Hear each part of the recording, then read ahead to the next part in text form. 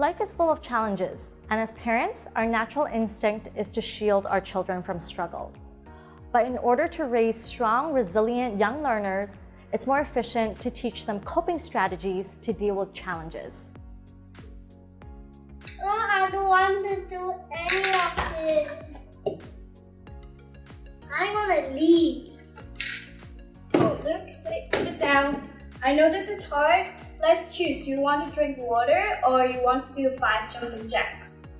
Many young learners engage in interfering behaviors during learning activities because they want to escape or avoid participating in them. This may be due to the tasks being too challenging or not interesting enough. Faced with such a situation, it's important to teach your children how to cope. This may be in the form of requesting for a break appropriately. It's okay to request for a break from time to time. Give your child 2 to 3 break activities to choose from. Allowing your child to make their own decision gives them a sense of control and involves them in what's going on. I want water. Sure, let's go get water.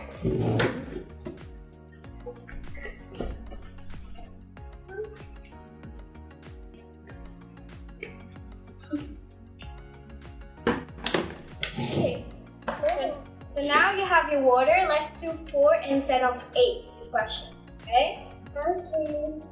Sometimes we need to modify what we teach based on our child's level and readiness of the day. Difficult tasks are associated with more student errors and lower access to reinforcement and praise.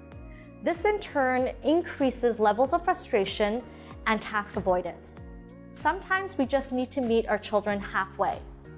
In this situation, the teacher has decided to decrease the number of math problems that Lukey has to solve in order to get him going.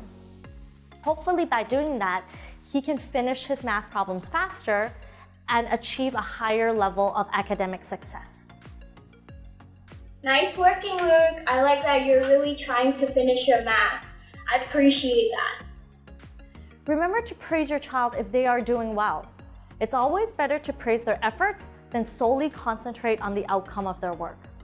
Making sure that they know you appreciate their endeavors will most likely keep them motivated to work.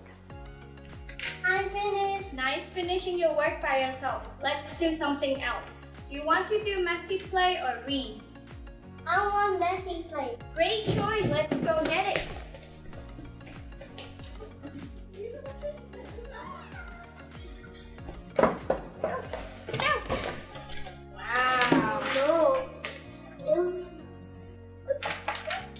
Here, the teacher is again giving Luke a choice in the next activity he can participate in. Children tend to be more cooperative, more engaged, and better behaved if they're involved in activities, materials, and individuals that they enjoy. Giving children a limited amount of pre-selected choices can help with language development as well.